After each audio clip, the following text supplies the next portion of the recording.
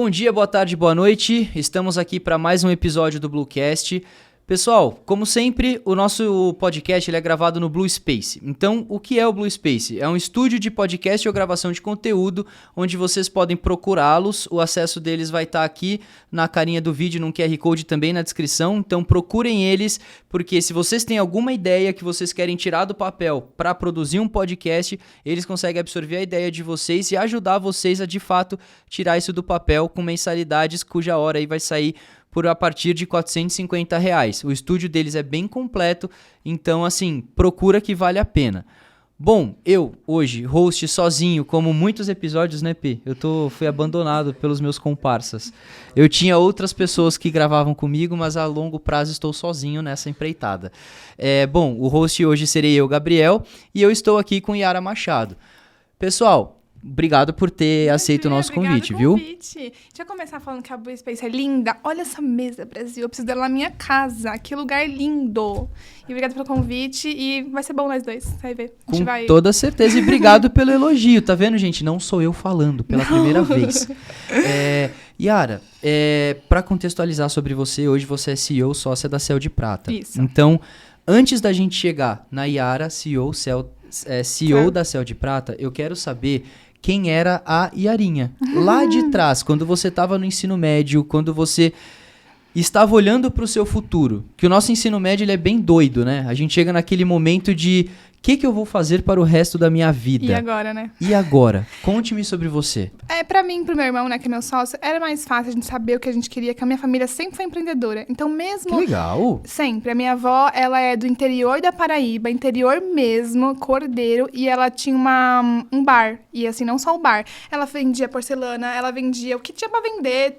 Então, assim, a gente já nasceu com isso, sabe? De empreender, de saber que a gente precisava ter algo nosso. O exemplo mesmo. O casa, sensacional. E é muito louco, porque ela tinha 5 filhas. Você criar 5 filhas, ter um bar no interior da Paraíba, eu falava, meu, que mulher. Pena que eu não a conheci. E a minha mãe também vinha disso, sabe? De empreender. Então, eu fiz escola pública, fiz uma faculdade popular, que não tem nada de 10. Eu acho que eu sei qual que é. Peguei o slogan. E aí eu fiz administração. De criança, a Yarinha, ela é bicampeã brasileira de karatê. Então, desde criança eu precisava... A gente é amigo, tá? A gente é amigo. Só pra... Tudo certo. Defesa pessoal, galera. Então, eu sempre tive que aprender a me defender desde pequena. Meus pais se separaram cedo, então era eu e meu irmão muito próximo. E isso é legal, porque hoje é meu sócio, é meu irmão, e que a gente cresceu juntos, quase que sozinhos, assim, se cuidando um do outro, sabe? Então, é isso, assim, é muita batalha. Eu sou mãe de 2, então eu tenho um bebê de 2 anos e uma filha de 10 anos. 2 cachorros, um marido, graças a Deus. Além de CEO da Céu de Prata com 32 colaboradores. Então, é bastante gente pra gente cuidar ali. Olha, pergunta pessoal. Como que você cuida de tudo isso? Como que você dá conta de marido, 2 filhos, cachorro e 32 pessoas? Olha... Aos poucos. Primeiro que a gente faz o que eu gosto. É muito mais fácil quando você faz o que você gosta. Eu amo empreender. Eu trabalho com prata desde sempre. Então, a minha mãe começou a empreender com prata. Então, desde os 8 anos de idade, eu já trabalhava com joias em prata. Então, é muito mais fácil quando você conhece o seu produto. Eu gosto muito de ser líder, sabe? Então, assim, eu sempre cresci com a minha mãe sendo a pessoa mais empática que eu conheço. Então, é muito legal quando você é uma líder empática. Então, pra mim, agenda, graças a Deus, Trello, né? E, assim, administrando o tempo fica mais fácil. Mas acho que é porque eu gosto, então fica fácil administrar tudo isso, sabe? Abordando o que você acabou de falar, eu queria fazer outras perguntas ainda sobre lá atrás, mas já que você trouxe isso agora, pra gente não perder o fio da meada. Você falou da sua mãe, e sua mãe é a pessoa mais empática que você conhece. O como você absorveu tudo isso da sua mãe? Eu digo por quê? Nas nossas construções, geralmente nós somos espelhos dos nossos pais ou daquela parte familiar que a gente teve mais contato, né? Então, o fato de você falar isso me leva a crer, obviamente, que você vê um espelho da sua mãe. Com certeza. Então, como foi essa construção da imagem da sua mãe como sendo uma mulher empreendedora e, obviamente, muito forte para isso ser espelhado em você? Como você se inspirou nisso? A gente sempre teve problema. Eu sempre tive problema, desde que eu assumi a Céu de Prata, porque a história da Céu, depois a gente vai entrar ali juntando com a minha, mas a Céu existe 7 anos, e só 5 que eu assumi, só, né? Já tem 5 que eu assumi. E assim que eu assumi como empreendedora ali, como CEO, eu já sentia dificuldade por ser mulher. Só que ainda bem que lá atrás eu tinha uma mãe muito foda, a gente pode falar isso? Pode, à vontade. Uma mãe muito foda que me mostrou que tudo bem você ser mulher, que bom que você é mulher e você pode empreender, isso aqui vai ser difícil. Então, foi bom eu poder ter absorvido isso e mesmo da infância que a gente teve, que foi muito feliz, mas muito difícil, eu saber que ela se colocava no lugar das pessoas sempre, mesmo que as pessoas não fossem tão legais com a gente. Mas às vezes a gente só tem que entender que a pessoa tá fazendo o máximo que ela pode. E mesmo que aquele máximo seja bom, sabe? Mesmo que aquilo é o que ela pode dar agora. É isso. De fato, o exercício da empatia. E aí eu peguei isso pra vida, sabe? E então, é difícil ser empreendedora mulher. Assim, não tem como a gente ficar passando pano pra isso. Eu já tive vários momentos que a pessoa mandou chamar o meu sócio. E o meu sócio é meu irmão, que é mais novo que eu. E que só anda de bermuda e tem todas as tatuagens do mundo. E aí a pessoa ficava, tá, entendi, sabe? Então eu precisava provar que não, mesmo eu tô te falando, que você pode negociar comigo, tá tudo certo. Tinha que vir um homem pra falar, não, fala com a Yara. Sabe? A gente vive nesse mundo. E que bom que a minha mãe me mostrou lá atrás, quando eu era criança, adolescente, que isso ia acontecer. Porque eu tava muito mais preparada quando aconteceu. Ou acontece até hoje. Uma coisa que eu percebo e que eu acho super legal é que você fala com muita convicção. O que dá pra perceber que você, de fato, faz o que você gosta. Sim. E que isso te dá felicidade. Porque a todo momento você tá olhando com vibração nos meus olhos e você tá rindo, falando das coisas e das suas experiências. E isso... Assim, eu também tenho um background um pouco difícil, me tornei empreendedor há 6 anos atrás e passei por muita coisa também. Acho super legal de ver as pessoas que de fato vibram com aquilo que conquistaram, com aquilo que, enfim, construíram. Muito legal, muito legal mesmo. Acho que eu tenho essa característica de gostar de desafios, sabe? Então, pra mim, quando tá difícil, não é ruim. Que bom que tá difícil, porque aí a gente vai ter que inovar, a gente vai ter que reinventar. O desafio me dá frio na barriga, que eu gosto, acho que desde criança, como lutadora, quando a gente ia nos campeonatos, dava aquele frio na barriga. Esse frio na barriga me faz bem. Então, eu sou uma das poucas pessoas, talvez, que gosta de trabalhar na segunda-feira. Adoro, porque eu sei que vai ser uma semana nova, desafios novos, e aí a gente vai fazer acontecer, sabe? O que me leva a crer que você é contra a zona de conforto. Totalmente. Não existe isso pra mim. E aí a gente vai para as 32 pessoas que estão com você. Como você lida com isso, sendo uma líder inspiradora, para 32 pessoas que precisam enxergar que zona de conforto não é positivo? Com calma. Muita calma e muito feedback, sabe? De mostrar que se você tá... Assim, tudo bem que cada um tem sua prioridade, né? Acho que a gente tem que só aceitar isso também. Cada um sabe o que quer pra vida. Mas quem tá comigo sabe que eu quero mais. Que bom que a gente tem bastante hoje, que a Cell é uma das maiores joalherias online do Brasil, mas eu ainda quero dar o próximo passo. Então, na cultura da empresa, isso é muito claro, que a gente vai sempre almejar o crescimento. Então, se você tá comigo, você tem que crescer também. Então, lá na Cell, a gente tem uma cultura muito forte das pessoas que estão comigo têm que estudar. E isso já tira um pouco do conforto. Ótimo. Porque não sou eu que tô te falando. Sabe? É uma pessoa que tá ali, você tá estudando, tá falando os caminhos, você pode fazer diferente. Então já dá, sabe? Posso fazer isso aqui na Cell. Ou na minha vida, enfim. Enfim, então lá tem bastante curso que a gente disponibiliza e eu dou uma cobrada. Igual mãe em casa. E aí, galera? Fez o curso? Porque eu faço. Então eu sei as perguntas, sabe? Enfim. E isso é atrelado a algum tipo de meta de vocês? Ou, por exemplo, uma coisa que nós fizemos na Blue... Seria uma padronização de cargos e salários, o qual, para a pessoa poder galgar um cargo superior ao que ela está hoje, por exemplo, ela precisa estar com a faculdade terminada, ou ter iniciado uma pós-graduação, ou ter uma pós-graduação plus um início de curso de segundo idioma, ou segundo idioma completo, dependendo se é um cargo de gestão. Vocês têm algum tipo de coisa assim? Não temos, mas já pega essa dica. Já quero já. Pra ontem. Que legal. É legal porque acaba se tornando, não assim... Pode parecer uma obrigação, mas na verdade é uma obrigação que vai ajudar você a elevar a régua do seu próprio time, sabe? Do bem, vamos dizer. Que na escola, os pais ensinam a gente que a gente tem que estudar. Talvez lá na CEA a gente tem um colaborador muito jovem, né? Então, 17, 18 anos, tal. E que bom que eu posso ser esse incentivo. Se talvez isso não venha de casa, porque talvez pra nós tenha vindo. Não sei como foi pra você, mas minha mãe sempre falou pra gente que a gente tinha que estudar muito, meu pai também. Mas talvez quem tá comigo não foi assim. Não teve isso. E lá na CEA a gente faz esse empurra mesmo. Fala, vamos lá, galera, vamos estudar, porque esse é o caminho. E é a base, né? As pessoas, quando elas estudam, eu acho isso muito interessante, a gente aprende a estudar errado aqui. Isso é um ponto interessante, porque quando eu falo aprende a estudar errado, eu enxergo que a escola, a gente entende que a escola é chata. Sim. E não é. Na verdade, a escola, ela ensina a gente a aprender a ter e exercer raciocínio lógico. Sim. Que é o que você vai usar pro resto da sua vida, sabe? E a gente aprende a entender que isso é chato. E aí você não vê valor naquilo como criança, logicamente você não vê valor nisso no decorrer da vida. encara com isso como um peso, né? A escola da minha filha é muito legal, porque ela é toda tecnológica, então ela tem vontade de ir. E, obviamente, legal. que isso, né, graças a Deus, não é barato. A escola pública não foi assim pra mim, não imagino que hoje foi muito diferente, mas eu já sinto essa diferença. Você falou, lá ela faz o robô, e aí tem umas coisas que, além de português e matemática, que é obrigatório, tem outras coisas que incentiva e tal. Incentiva a criatividade, né? Sim, exatamente. Cara, que legal. Bom, voltando lá então, na Iara do ensino médio. Sim. Quando você estava naquele momento, você já estava trabalhando ou iniciando com prata, porque a sua família já tinha contato com isso, pelo que eu entendi, sua mãe, certo? Foi assim, então começou, né, a prata. Aí a minha avó morreu muito cedo, ficaram 5 meninas órfãs, vieram para São Paulo e começaram a trabalhar nas fábricas de prata aqui em São Paulo. Então, desde sempre, assim, eu via minha mãe trabalhar com joia e ela trazia muita coisa para casa. Então, para você poder, na fabricação, você precisa colocar a tarraxa no brinco. E aí era eu e meu irmão colocando tarraxa nos brincos, enquanto minha mãe estava ali trabalhando também. Então, ela fazia a carga horária de trabalho dela, mais em casa. Em casa a gente ajudava. Então, desde muito cedo a gente estava ali com contato. E isso é legal, porque eu sei todo o processo de fabricação do meu produto. Então, eu tenho muita certeza quando eu vendo aquilo, sabe? Da qualidade. Legal. Desde sempre. E aí, já levava o mostruário para a escola, vendia para as professoras. Dia das Mães era sempre eu, vendendo as joias. Excelente. Das mães, dos professores e tal. Então, já levava pra escola. E meu irmão, mesma coisa. Só que aí o Ale já fazia diferente. Ele vendia CD pirata na escola. Que não pode. Ale, somos dois. Gente, R$2 Santa Efigênia. Você vai na escola, grava em casa e vende por 10?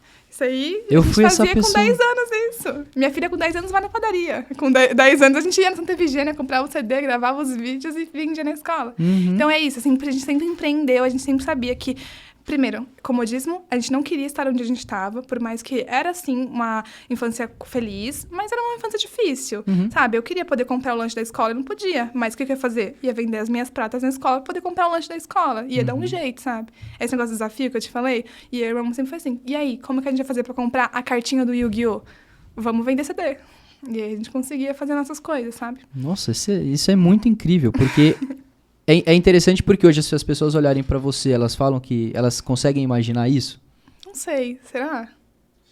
Acho que não. Difícil, Acho que né? não. E é legal, porque aquilo que a gente tinha falado antes da gente começar a gravar, das pessoas entenderem que nem sempre foi assim, e que existe uma etapa pra se chegar até lá. Sim. Eu não sei se... todo mundo acha que a Alexandre trabalha com prata, porque prata é uma joia, então a gente já associa isso com uma família mais... E que bom que tem gente que tem essa família, tudo bem. A minha filha já vai ser uma realidade totalmente diferente da minha. E jamais, eu espero que ela não seja julgada porque teve mais privilégios. Que bom pra ela. Eu não tive que lutar mais. Mas meu papel agora é dar mais oportunidades pra ela. Enfim, pra ela E não que é um precisar... legado muito bonito, porque você...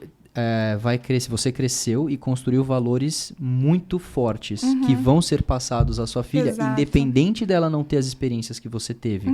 Mas que você passando isso com os exemplos que você teve de vida, ela pode pegar o que você construiu e de repente triplicar, quintuplicar, quem sabe. Acho que sim, né? A geração Z tá aí pra isso. Espero que ela... E é uma geração muito criativa. É uma coisa que a gente que veio batalhando de uma geração um pouco mais anterior, a gente pegou a transição. Até tava brincando esses dias com o pessoal da empresa.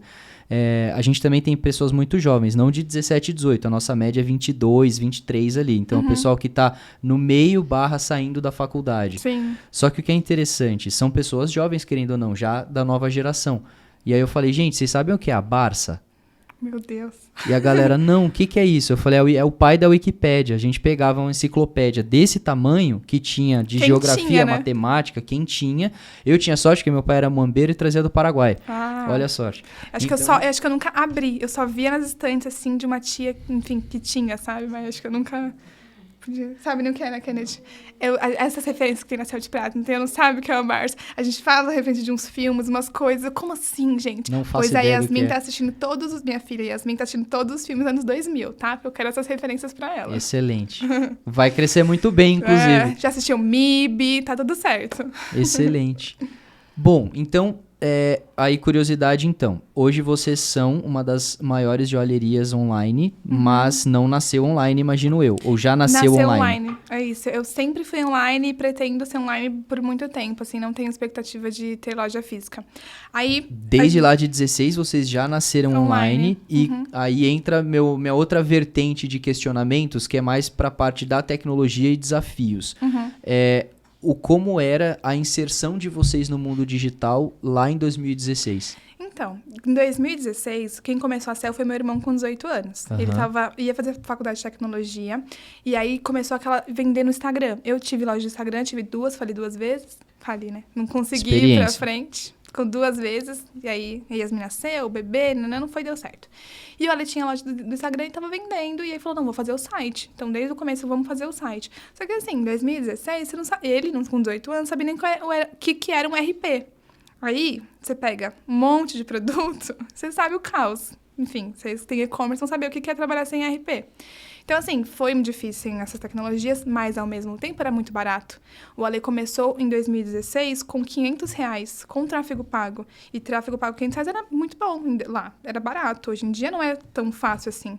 Então, tem esse peso de não ter tantas coisas, né, tantas tecnologias, ferramentas que a gente usa hoje, mas também era muito mais fácil, mais barato e menos concorrente, né? E o Ale acertou no produto também, que foi incrível, assim. Então, eu falo, caraca, talvez eu não tivesse tanta expertise também, sabe? Quando você fala de acertou no produto, vocês, por exemplo, já criaram um modelo de e-commerce com catálogos e, Ele acertou no produto porque, olha só, em 2016, estava muito em alta Berlock. Berlock é aquele pingente que você coloca na pulseira. Tem 2 marcas no Brasil que vendem forte. E só tinha elas. Só que a gente já tinha, como conhecimento de mercado, sabia onde comprar exatamente o mesmo, 1/3, mas assim, para vender por 1/3. E aí ele falou, vou focar só nisso. E foi muito inteligente, porque ele poderia ter comprado brinco, pulseira, colar e não focado em nada. E ele focou nos berlocks mais bonitos, porque como a gente já tinha essa experiência, né? Enfim, a minha mãe é uma ótima compradora. Ela também tem loja de prata, só que dela é físico e é atacado. Nossa, é varejo e online. E aí começou com os berlocks e ele tinha um preço bom, qualidade excelente, igualzinho das grandes marcas que vendiam, tipo, muito caro. E aí estourou, assim, muito rápido. Em 1 ano, assim, ele vendia muito já, sabe? Com 18 anos. Mas isso foi genial, porque ele teve uma sacada de mercado. Sim. Ele analisou o mercado, o que tá vendendo agora, eu preciso surfar na onda do que tá agora. Exatamente. E aí acertou o produto perfeito, assim. E aí hoje, obviamente, não sustenta mais, a gente não vende mais berlock, vende, mas não é a categoria mais vendida, a gente tem a 4ª categoria vendida, mas foi isso. Ele aprendeu a fazer tráfego, e foi difícil aquela época, 2016, não tinha todo mundo no YouTube falando disso. Então teve que dar uma explorada, né?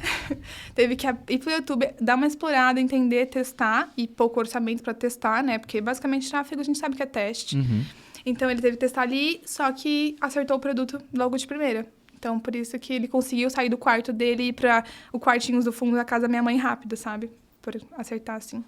E aí depois foi evoluindo para entender o que... Até brand, sabe? Muito orgânico. Nem sabia o que era. Talvez a gente aprendeu faz pouco tempo. Mas um brand bem orgânico mesmo, entender, sabe? O que o pessoal queria, falar mais da marca. Tanto é que a gente não vende marketplace. E a gente nunca vendeu. A gente vende, mas é muito pouco, sabe? E desde o começo. Então, desde o começo, ele apostou na marca própria. E acho que eu sinto que as pessoas fazem o contrário. Marketplace, depois marca própria. É porque, em teoria, tem-se aquela ilusão de que o marketplace vai fazer um crescimento muito mais rápido, mas que para isso acontecer, você espreme sua margem, nem sempre é sustentável a longo prazo, tem coisas a se colocar na balança, né? E plantar, não sei, eu tenho meio problema de plantar no terreno dos outros, sabe? E aí foi assim, então foi a sacada de produto. Que ainda assim eu falo, gente, 18 anos só. E aí... Isso, obviamente, muito interessante, porque, de fato, é uma pessoa que dá para perceber que é uma pessoa antenada, não à toa continua sendo seu sócio dentro da empresa. E isso, quando ele... Primeiro, então, quem fundou foi ele, e aí depois você entrou e assumiu o cargo que você ocupa hoje. Sim. Como ele foi essa sua entrada? O que te criou e brilhou os seus olhos para estar ali, fazer parte daquilo e chegar onde chegou? Eu sempre quis, né? A Céu de Prata, na verdade, começou com a minha vontade, assim, não a minha vontade, lógico que ele queria, mas eu já tinha a loja no Instagram antes do Alê, a lojinha do Instagram, só que eu tinha uma filha de 2 anos, e a minha mãe e eu, a gente engravidou juntas, então as duas tinham filhos de 2 anos. Legal. E eu trabalhava pra ela e meu irmão também trabalhava pra ela. Aham. E aí ele ficava, a gente tem que vender online. Eu falei, cara, a loja tava bombando da minha mãe física, não dá tempo, não tem braço e tal. Ele, então eu vou. Eu falei, não, então vai, faz isso, vai lá, corre atrás. E aí eu lembro que, tipo, quando ele, no terceiro mês, ele vendeu o que ele ganhava de salário. Eu falei, cara, vai embora. Vai aproveitar que você não paga aluguel, mora com a mãe e vai embora, assim, vai trabalhar e tal. E aí eu lembro que foi um ano que o Ale trabalhou muito, não saiu do quarto, assim, ele trabalhava pra caramba. O escritório dele depois, né, e tal. E aí, quando foi 3 anos depois, ele falou, Yara, é muito trampo. Pelo amor de Deus. Ele já faturava bem, assim, acho que uns 3 milhões no ano, né? E tinha 22 anos, e ele falou, não, preciso de ajuda. Eu falei, beleza, eu te ajudo, só que a carta branca. Eu tinha muitas ideias na minha mãe já e não conseguia colocar tanto em prática, porque era ela, o sócio dela, uma pessoa nova, enfim. E ele, não, você faz o que você quiser, toma aí, eu tô quase burnout, fica pra você. Foi pesado, assim, o Aleto ficou até um tempo meio que afastado. E faz aí. Só que, assim, é difícil começar a empresa, nunca vou tirar esse mérito dele, mas consertar um negócio que tá andando é muito trampo. Porque você não pode parar. Você não fala assim, gente, vamos desligar o site, fechar o site. Isso nem existe, nunca fiz na vida. Todo mundo para de trabalhar um mês que a gente vai arrumar as coisas aqui. Que a gente vai arrumar a casa. Cara, é arrumar o carro andando. É muito difícil. E eu cheguei lá, os processos estavam todos, assim, bagunçados. Então, o Alexandre, ele alugou um escritório depois. Então, começou no quarto dele, foi para o quarto do fundo da casa da minha mãe, depois alugou um escritório no centro de São Paulo. E aí, foi alugando a sala do lado de sala. Chegou um momento que a expedição estava num canto, o cadastro estava no outro, você passava 3 salas, atendimento, perdia as joias no meio do caminho, joias é desse tamanho. E aí dava, tipo, toda hora quebra no estoque. E eu falei, nossa, aí tava todo mundo fazendo tudo. Então, a menina que trabalhava no atendimento, o menino trabalhava no atendimento, trabalhava na expedição, que fazia cadastro. Falei, galera, se todo mundo faz tudo, ninguém faz nada. Não faz nada bem feito. E aí foi um trabalhão, assim. Eu fiquei 1 ano arrumando expedição, produto, RP e tal, pra poder ficar bonitinho. E eram quantas pessoas nessa época? 5 pessoas. Tipo uma startup mesmo, né? Todo mundo faz tudo. Era. E aí tava tendo muito problema de mandar produto com um pedido com produto errado, ou não, a pessoa comprar e não ter. E, assim, o nome da empresa era muito importante. Já ali pro Ale já era importante. Então, aí a gente teve que arrumar isso, assim. Aí, arrumei, cada um com a sua função. Aí, fiz time de marketing, que não tinha. O marketing era o Kennedy, que fazia atendimento e fazia expedição. E aí, a gente foi arrumando. E aí, depois, humanizar a marca, porque... Não dá, né? Gente, pessoas indo para pessoas, não sei o que eu tô falando, é todo mundo que fala, e a gente tem que colocar isso na cabeça. Se você quer vender, você precisa aparecer. Eu acho, assim. Eu vejo gente falando lá na internet, eu vou te mostrar como fazer para vender nos stories sem aparecer. Não faz sentido, você não tá vendendo seu produto. Você não se conecta, né? Cadê a conexão? Sabe, a narrativa e tudo mais. Aí eu fui lá, falei, não, deixa comigo. Primeiro dia na Sala de Prata, eu fiz uma live. Falei, deixa eu ver quem é esse público, o que eles gostam, quem são elas, como elas interagem. Conhecer as pessoas mesmo, aproximar. E aí a gente fez live e a gente começou a humanizar mesmo, a conversar com as pessoas, e grupo de WhatsApp é lindo pra isso, porque você abre o grupo, eu abro o grupo de WhatsApp e falo, e aí meninas, vocês estão sentindo falta de quê na Céu de Prata? Ouvir o público, né? Porque eles vão trazer a demanda pra vocês. E não dá pra ter medo. Eu sinto, às vezes, empresário que tem medo. Vou fazer, mas se der ruim. Se der ruim, a gente contorna. Se der ruim, a gente acerta, a gente pede desculpa e faz de novo. Né? E aí, fiz isso. E depois, marketing de influência. Depois, a gente fez essa parte que eu falo de ajudar o time a crescer, porque crescer sozinho isso não existe. Sim. Então, eu preciso estar ali, curso, incentivar, feedback e tal. E demorou 6 anos, né? Não, 5 anos, quase 6. Fevereiro vai dar 6, mas estão aí. E aí, hoje, como é que seria estruturada organizacionalmente lá dentro de casa? Vocês têm lideranças, essas lideranças com pessoas abaixo, porque isso também foi uma curva pra gente aqui, porque no começo é tudo legal, é pequeno, todo mundo faz tudo, maravilha, só que a partir do momento que o volume começa a crescer, o todo mundo faz tudo passa a virar bagunça. E aí você precisa ter pessoas abaixo que, primeiro, pessoas que são capazes de enxergar processos, resultados e pessoas, para que as pessoas entreguem aquilo que você precisa. E aí vai criando, isso, né? é bom. Foi isso, assim, a gente primeiro eu entendi que eu também não podia fazer tudo, porque por mais que eu queira, né, e a maternidade faz um pouco. E foi de boa pra você entender isso? Não, imagina, até hoje eu fico vendo umas reuniões ali, eu queria entrar na reunião pra ver o que tá acontecendo e dar minha opinião, mas eu falo, não, eu tenho outras prioridades, respira fundo, confia no teu líder, se ele tá ali é que você precisa confiar nele, né? E aí a gente fez isso, separou os setores, um líder para cada setor, e aí agora eu converso com com todo mundo, mas diretamente com os líderes, quando eu preciso de alguma coisa. Porque às vezes eu chegava na expedição e falava, galera, mudou a embalagem, agora é assim, assim, assado. Pra todo mundo, geral. E aí cortava o líder, e aí eu tive que aprender e tal, junto com eles. E aí hoje em dia tá bem mais tranquilo, assim. Por isso eu consigo administrar tudo. Porque lá na Céu de Prata eu tenho 5 líderes pra me ajudar. E aí vocês fazem a reunião do board, você passa o que você precisa, eles te entregam o resultado esperado. Exato. E vambora.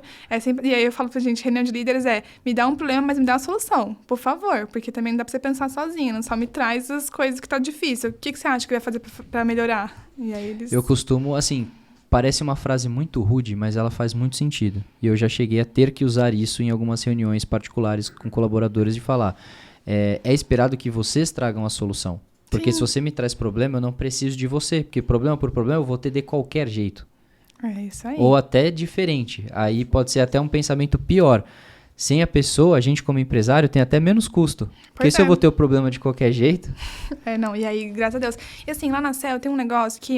Eu não tenho problema de ser amigo de colaborador. Não sei como é pra você nas suas empresas. Mas pra mim, quanto mais próximo e mais transparente eu sou, muito mais fácil dessa pessoa ser engajada com a marca. Então lá não temos problema de números. O líder senta na mesa, na sala de reunião e fala, gente, não bateu a meta. O custo tá esse. Eles sabem tudo certinho. E eu trago muito pra próximo de mim, sabe? Então, até de coisas pessoais. Minha vida sempre foi muito transparente. E aí eu sinto essa conexão. Fica muito mais fácil de engajar, sabe? E aí eles precisam engajar os liderados deles.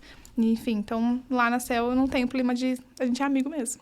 E eu posso dizer que aqui é muito similar. Até porque eu acho que... Acho não, é uma das minhas crenças. Você consegue fazer uma gestão melhor das pessoas quando você se conecta com elas. Exato. É mais interessante, né?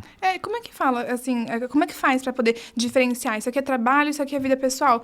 Nós somos seres humanos. A vida pessoal vai acontecer no trabalho. Você vai estar ali.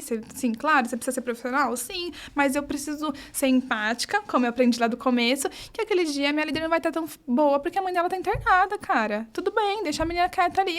Aquele dia eu não vou cobrar dela um negócio, porque eu conheço a vida pessoal dela. Eu sei que aquele dia ela não tá bem. Então, tudo bem. Amanhã eu sei que ela vai dar 100%.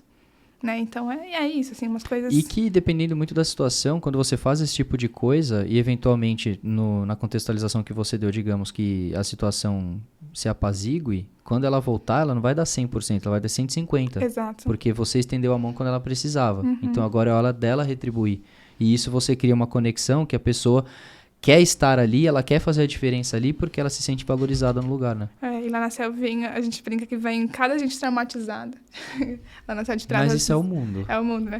As meninas não me chamam de Yara, elas me chamam de chefinha. E aí todo mundo fala, chefinha, por que chefinha? Porque eu tenho uma colaboradora que não conseguia falar comigo pelo meu nome, porque o antigo emprego dela foi tão difícil, o último chefe dela, que ela não conseguia dirigir a ele. E lá na minha sala, a sala é aberta pra todo mundo que precisar de mim, eu tô ali. Claro, né? Um minutinho, por favor, de ajuda. Sim. E ela precisava me dar um apelido pra conseguir se dirigir a mim. E olha que louco esse mundo que a gente vive. De você ser a pessoa que precisa estar ali, disponível pra poder crescer, não pode falar com você, porque você, enfim, vai ter problemas e tal. É Louco. bizarro, né? Ontem eu tava conversando com um amigo meu aqui no estúdio, inclusive. Ele veio me visitar aqui à noite. E ele me deu um exemplo de uma situação interessante de um lugar que ele trabalhou. Ele tinha uma menina que tinha TDAH. E ela tinha muito medo de se expressar, porque ela, na cabeça dela, as coisas eram um pouco embaralhadas. Só que ele falou, ela era um gênio. Que louco. Tipo, ela explicava tudo muito bem. Ela só tinha medo de se expor porque ela tinha essa crença de que o TDAH atrapalhava ela, ou algum dia na vida dela alguém falou que negativamente sobre isso e ela criou essa crença na cabeça dela. Sim. Aí ele falou, eu criei pra mim a missão de empoderar ela ali dentro. Ele falou, quando eu saí da empresa, ela praticamente assumiu tudo. Que louco, né? Porque eu dei o poder a ela de entender que ela era muito boa no que ela fazia. E que ela quebrava todo mundo que estava ali dentro. Sim. Ao mesmo tempo que eu falo para as pessoas, eu não gosto de empurrar ninguém, porque, né, não vou ficar empurrando as pessoas. Sim.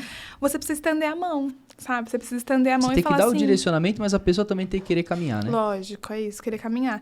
E aí, na Céu aconteceu várias vezes isso. E aí eu fico pensando assim, antes de trabalhar para minha mãe, que eu trabalhei para ela durante 10 anos, vendendo atacado, na loja dela física e também tem virtual. Eu trabalhei nos empregos tão difíceis. E aí eu falei, que bom que agora eu tenho esse cargo e eu posso não repetir esse padrão, sabe? E na minha empresa, 90% são mulheres. E sim, gente, eu faço questão de contratar mulheres. Porque eu sei que fora dali vai ser muito mais difícil para elas conseguirem emprego. Porque a gente engravida, porque a gente tem filho. Vou te dizer um negócio, quando a minha colaboradora tem filho, ela é muito mais empenhada quando não tem. Assim, não posso dizer que é regra, mas ela só tá acontecendo isso. Porque ela tem boca para alimentar. Então, lá ela vai dar 150%, que nem você falou.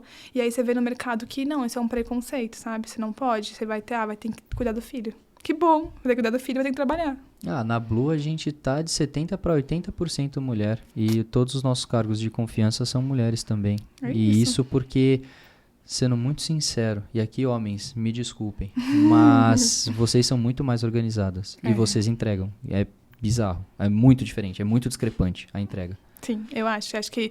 E assim, eu tenho um negócio que a gente consegue fazer várias coisas ao mesmo tempo e concluir... Eu faço, pelo menos, sabe? Então, ali, quando eu tô numa reunião, eu consigo ir lá colocando pra essa mercadoria e tá tudo bem pra mim. Eu sei que talvez para um homem, não sei se isso também é um preconceito meu, mas eu não acho que eles conseguem fazer várias coisas ao mesmo tempo, igual a gente. Depende da pessoa, sabia? Eu tenho excelentes colaboradores que conseguem, mas não são todos, admito.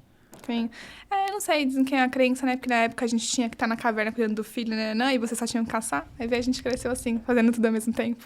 Faz sentido. E você sabe que isso é real, né? Essas memórias, elas vêm até hoje e meio que se reflete na sociedade como um todo. Mas eu vejo que hoje a gente também tá quebrando muito desses tabus, né? Sim, acho que é pros dois lados, né? E é isso. E lá na CEL eu falo, sim, sou muito feminista, mas é nessa ideia de igualdade, galera. Eu não tô querendo ser melhor que ninguém. Eu só queria que, quando o fornecedor que chegasse na CEL que não conhece a CEL de Prata, tudo bem pra ele ser uma CEO, não ser um homem, ser eu, sabe? E de verdade, não é sempre tá tudo bem. E incomoda. Incomoda por mim? Não, pela minha filha, que vai ser CEO talvez um dia. Eu não queria que ela tivesse passado por isso, sabe? Espero que até lá isso mude. Enfim. A gente infelizmente tem alguns estigmas que, na minha opinião, são coisas bestas. A gente se prende muito a rótulo ou a determinadas situações, sendo que, pra mim, pessoas são pessoas. Independente se você é homem, mulher, raça ou qualquer coisa do gênero. Pessoas são pessoas e todo mundo é capaz de tudo. Acabou. A minha crença é essa. Pessoas são capazes de qualquer coisa. Se você quiser, você faz. Ponto. É isso. Sobre. Outras curiosidades que eu tenho, e ainda em questão de formação do próprio site. Então, a gente falou um pouquinho de tecnologia lá atrás, você já deu algumas pinceladas, por exemplo, em questões de tráfego pago. Sim. Como que foi essa ascensão para vocês, por exemplo, em tráfego pago? O que vocês faziam de estratégias digitais lá atrás? E aí, pensando, você comentou um pouco sobre, no início era muito orgânico, mas já se fazia alguma coisa de tráfego pago. O como foi isso e o como vocês evoluíram esse tipo de estratégia. Sim. Você pode comentar, por exemplo, plataformas que você chegou a utilizar lá no passado, o como isso ajudou, ou, por exemplo, chegou um determinado momento, eu tinha uma plataforma de e-commerce X, isso não me atendia mais, a gente teve que fazer uma migração de plataforma, que é a dor de cabeça. Não, graças a Deus não passei por isso, eu acho que deu um trauma. A gente é trade desde sempre, não sou defensora, mas dentro das possibilidades que a gente tem, eu gosto mais da trade ainda. Tá. É mais fácil. Por mais que eu não gosto de me acomodar, é mais fácil quando você conhece muito bem a ferramenta, claro. Para o colaborador também. Pensei já em migrar e aí falo, não, cara, é muito difícil, assim, vai ser uma dor que eu não quero passar agora. Talvez no futuro, talvez. Mas dentro do mercado, a plataforma que me atendeu foi a Tray. E aí, de tráfego pago, a gente falando, cara, era tão mais fácil no começo, quando a gente fazia cupom de desconto e vendia. O que fez o meu irmão crescer a CEL desse 1 ano, esse boom que deu, foi um cupom que chamava Face 20. Era isso. Era basicamente o banner, Face 20, entrava no site, comprava os berlocks, que já era muito mais barato que as outras marcas, com um cupom de 20%. Hoje em dia, isso não existe. Eu não tenho anúncio rodando no cupom. Porque não serve mais, não funciona mais. Hoje é criação de conteúdo, de valor, de desejo. É um outro mundo. Há 6 anos atrás eu não precisava criar desejo. O berlock estava ali, todo mundo já desejava, só precisava dar o cupom de desconto e aquela quebra de objeção. Hoje não, hoje a gente tem que precisar criar desejo e mostrar que a pessoa precisa daquilo, sabe? E aí é muito legal porque durante 6 anos que eu tô na CEL, eu cresci com a marca e a marca também cresceu e as minhas clientes também, né? Mudaram, evoluíram. Porque 6 anos a gente muda muito. E aí, acho que o ano passado, eu tava numa crise, que eu tava meio desconectada da marca. E agora? O que a gente vai vender? Beleza ainda? Autoestima? E aí eu fiquei pensando, mas o que eu quero? E aí, enfim, por causa da minha maternidade e conversando com as minhas clientes, que aí a gente volta para os clientes, abre grupo, conversa, eu entendi que a Cell não vende mais beleza, que nem era antes, ou isso. A gente vende a sensação de se olhar no espelho e se sentir bonita, mas se colocar em primeiro lugar. Porque a mulher, ela tem esse negócio de maternar todo mundo. Mesmo que você não é mãe, a gente tem esse negócio de colocar debaixo das asas e maternar, e não se colocar uma prioridade. Eu fiz uma pergunta simples para as meninas.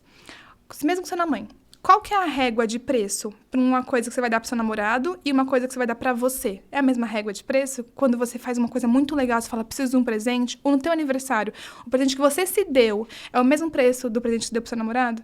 E nunca é. Às vezes as pessoas nem se dão um presente. E eu falei, cara, eu preciso falar isso pra Cell. Eu quero vender joia pra falar assim, coloca você em primeiro lugar, que não tá errado. Quando você se colocar em primeiro lugar, as coisas... Você não precisa se sentir culpada porque você não colocou teu filho, por exemplo. E é difícil, é uma construção. Porque eu falei pro meu Kennedy, meu amigo, enfim, e também meu RP, a coisa mais cara que tem lá em casa é do meu filho. É justo. Sendo que tem 2 anos e eu tô aqui batalhando nesse mundo há 29. Uhum. Trabalho pra caramba. Não é justo. E aí é essa narrativa hoje que eu trago pra Cell, conectada comigo, conectada com as minhas clientes, sabe? Que você precisa se colocar em primeiro lugar. Então, se dê uma joia de presente, sabe? Coloca na mesma régua de quando você for dar pro seu marido um presente. É isso.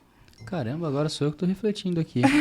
Porque, de fato, é verdade isso que você falou. A gente sempre valoriza muito mais, principalmente em presentes, o próximo do que nós mesmos. Sim. E a mulher, então, né, com essa característica de maternar, de cuidar, de querer... Não é justo. E aí, assim, isso a gente leva pro tráfego pago, por exemplo. Que imagina, 6 anos atrás você colocava um cupom. E hoje eu tenho que fazer vídeos curtos, vídeos rápidos e tal, gerando essa conexão, fazendo essas perguntas. E aí tá performando muito bem. E que tipos de estratégias hoje, não sei se você pode abrir, tá? Mas que tipos de estratégias hoje você julga como sendo boas estratégias? E não precisa ser necessariamente para o seu nicho de negócio. Pensando, por exemplo, num funil de um e-commerce, a gente tem estratégias para topo, meio, fundo de funil, isso é meio que padrão para todo mundo. Mas tem algum tipo de coisa que você já fez que para você foi muito diferente, que fez muito sentido? Alguma tecnologia, alguma ação que você fez? Por exemplo, você já falou que o cupom no início era muito importante, agora mudou-se a narrativa para algo como aprenda a se valorizar. Sei. Dentro disso, como que você traduz isso nas campanhas que você roda? É muito louco que eu queria que fosse assim, sabe? Tipo, uma campanha que eu vou fazer uma estratégia que a gente vai apertar o botão e vai rodar. A gente tem várias... Sabe, não tem, eu não posso sentar aqui e não posso mentir e falar, nossa, lá a gente pega, é o topo, nananã. Não faz isso, eu não faço isso, eu faço várias coisas, sabe? Então a gente tem estratégia de marketing de influência, que aí é uma conexão muito legal, porque a pessoa já engaja com aquela influenciadora e aí vê ela validando a nossa marca e eu sei da minha qualidade, então eu tenho certeza que ela pode falar que a qualidade é boa, sabe? Eu tenho falando desde público que nunca conheceu o Céu de Prata, e aí a gente traz essa narrativa desse questionamento, ou já conhece o Céu de Prata, e aí o incentivo é outro, é mostrando o lançamento, porque a gente lança toda quarta-feira um produto.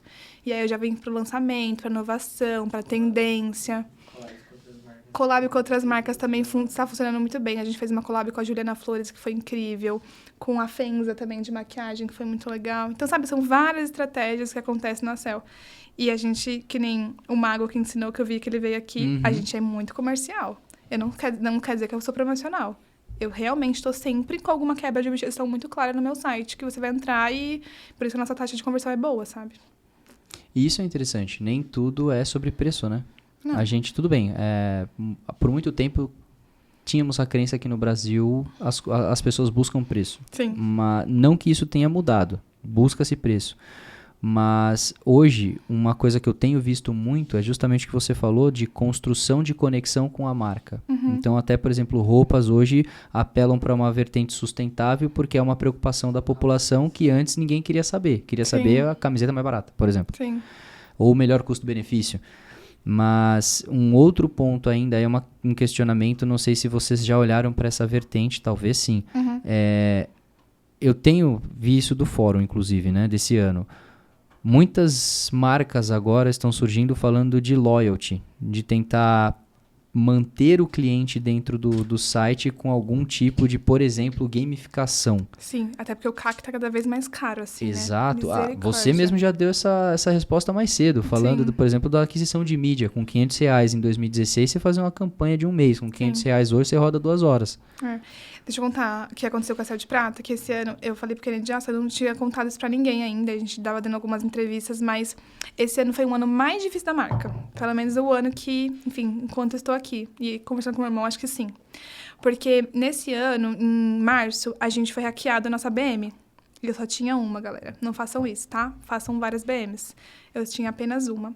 E aí, o que a gente fazia? Como a gente faz um investimento muito alto em tráfego pago, 70% das minhas vendas é de tráfego pago. Ou eram, no caso, né? E aí, a gente não colocava cartão de crédito, porque sempre o banco bloqueava, porque era muito alto. Então, coloca-se lá um crédito. E aí, quando hackeou, tinha um crédito. Eu perdi 30 mil reais. Que não foi um problema tão grande. O problema maior foi ficar 6 meses sem uma BM. E aí você vende um site que durante 7 anos, 70% vem de tráfego pago, eu fiquei sem BM. E aí foi um ano assim que eu falei, cara, vamos ter que se reinventar. E como eu te falei, eu gosto de desafios. Então eu podia sentar e chorar, que nem acho que talvez muitas pessoas fariam, mas eu falei, beleza, o que eu sou? Antes da Céu, eu era vendedora. Muito tempo eu fui vendedora, mais de 10 anos. Eu trabalhei desde os meus 16 de carteira registrada como vendedora. Eu vou vender, eu vou sentar lá no CRM, que aí eu descobri esse poder do CRM, que aí entra no que a gente tá falando sobre manter o cliente. Eu vou vender para quem já conhece a Céu. A gente já fez mais de 300 mil envios, quase 400 agora envios. É muito cliente. Tudo bem, então a gente tá sem BM, eu vou atrás de quem já comprou de mim. E a minha experiência de compra é muito boa. Então, desde que eu assumi a Céu, a gente mudou totalmente a experiência. Antes era um papel de seda que ia pro lixo. Hoje em dia, a gente tem o selo do reciclo. Então, tem toda ali uma experiência boa. Se eu tenho uma experiência boa, um produto bom, de qualidade, o cliente ainda vai lembrar de mim. Mesmo que ele tenha comprado há um tempo, vamos atrás dele. E com o cliente certo e a comunicação certa, vai dar certo. Aí, a gente subiu 45% do faturamento no WhatsApp. E eu falei, então, esse aqui é o caminho. E aí, meu orgânico também estava forte. Nunca fiz tanta live na minha vida. Tirei o maxilar do lugar. Saiu o maxilar do lugar. É sério isso? Sério. Saiu, assim, do maxilar do lugar. Caraca! De tanto que eu falei. Porque eu fiz muitas lives uma atrás da outra para segurar o faturamento. Porque as minhas contas não diminuíram. Mas a gente conseguiu segurar em 6 meses com o CRM. Muita live, graças a Deus. Muita influenciadora também né, colaborou com isso. Mas eu entendi o poder que tá ali no CRM. E aí, e-mail marketing, WhatsApp. O quanto é importante eu ter a base forte, né, a comunidade forte, porque era 70% do faturamento que caiu. Poderia ter feito um estrago gigantesco. E não, Total. E a gente conseguiu segurar muito bem, assim. Óbvio que teve meses que a gente não fechou negativo, porque foi bem expressivo. Mas foi um ano que, com muita criatividade, também a gente segurou, sabe? E aí foi isso, ano desafiador. E... Tá bom. Perguntas polêmicas que eu gosto de fazer. Manda aí. Porque eu acho que são importantes, até porque nem tudo na vida são acertos. Você pode comentar de algum possível erro, alguma situação que aconteceu que, por exemplo, te trouxe muito aprendizado? Porque eu vou falar, por exemplo, de mim. Quando a gente abriu a empresa, eu fiz sem querer, a gente também utilizava uma rede de inventário externa. Essa rede de inventário eu fui colocar eu coloquei um investimento errado. Putz. Eu coloquei muito investimento ali que não era para colocar. E eu fiz uma conta gigante, por exemplo, é um erro que eu fiz porque eu não sabia operacionalmente mexer aquilo, mas a gente está no início da empresa, todo mundo faz tudo, eu tinha que fazer aquilo naquele momento e foi um erro que eu cometi, que me trouxe muito aprendizado, ideias de automação, como que eu evito que uma outra pessoa vai cometer esse mesmo erro, por exemplo. Então, disso a gente consegue aprender. Tem alguma coisa que te marcou muito e que você se sentiria à vontade em falar? Ou até coisas, não precisa ser uma só? Primeiro, 6 BMs, tá? Agora a gente tem, jamais terei uma só, nunca mais. Excelente. Por favor, tá rodando, inclusive, querendo CT e não colocar crédito lá, enfim, fazer rodar. E depois, de precificação. Eu errei, sabe? Assim, como eu falei, né? Meu irmão tinha 18 anos. O que ele sabia era, faz vezes 2, margem aí e vai dar certo. Não era assim. E as coisas foram crescendo, a gente foi gastando mais, porque a empresa vai crescendo, os custos são maiores, e o preço não acompanhou. Agora, você imagina pegar, a gente tinha 10 mil SKUs e trocar todos os preços de todos os produtos, sem que o cliente sentisse, tendo que falar para o cliente que, olha, é justo, ainda assim a qualidade de produto é muito boa, tal. Foi meio desafiador também, sabe? Mas como é isso que eu falei, a qualidade era boa e estava com um preço muito abaixo do mercado, não sentimos tanto ali dos clientes, da comunidade, sabe? Mas para poder trocar preço de todos os produtos, 10 mil SKUs, foi um rolê, assim. Então, hoje em dia, eu sei precificar muito bem o meu estoque, minha mercadoria. Não dar desconto em produto que não precisa, que eu já cheguei a fazer isso, né? Varejo, a gente erra essas coisinhas, Sim. assim, sabe? Então, não fiz mais isso. Então, quando a gente tem que dar desconto numa Black Friday que vai vir, a gente sabe que o produto que vende não se dá desconto. Essas coisas. Caramba, e como que vocês se preparam para a Black Friday? Aproveitando que você deu esse termo que, assim, é tranquilo, nem dá trabalho. Imagina, tranquilo. A gente vende na Black Friday uma semana, né? Que a gente faz a Black Week, que no caso eu chamo de Black Friday, porque eu não gosto de perder o nome do peso do nome. Uhum. A gente vende em uma semana, que a gente vende um mês. Então, é muito importante. E é sempre um ponto de virada. É onde eu sei que aonde eu consigo chegar, sabe? E eu não gosto de ir pra trás, né? Então, eu sei que da partir dali eu consigo vender bem mais. A gente se prepara 6 meses antes, porque eu compro mercadoria Tailândia. Né? Então, minhas joias vem Tailândia e muito nacional, muita coisa. Só que, assim, tem todo o Brasil, dá pra gente comprar, tem bastante fornecedor. Então, tem que fazer, já começar com esse estudo, entender o que vai vender, mais ou menos. Esse ano a gente tá com muito... como é que fala? A gente tá com tendência de mix de banho. Então, tem que saber as tendências e tal, pra daqui 6 meses. Mas isso é moda, é o mercado. E depois a gente se prepara criando um conteúdo de valor para fazer essa captação de lead, porque tá cada vez mais caro, como a gente falou, esses leads, e pra gente poder vender muito bem na Black Friday. Então, hoje, é dia 11 de outubro, né? Pode falar a data? 11 de outubro, eu já tenho 2 LPs rodando pra 23 de novembro. E o que muda operacionalmente dentro de casa? Porque eu sei que, por exemplo, se hoje você tem estoquistas que montam pedidos, isso vai quintuplicar, talvez? Como que funciona operacionalmente lá dentro? A gente tem que contratar freelance, isso aí é regra, principalmente para expedição, né? Para atendimento, a gente começa a robotizar um pouco algumas coisas que eu não gosto muito de robotizar, mas a gente precisa, porque senão fica um volume e não dá, e eu prefiro não perder venda, né?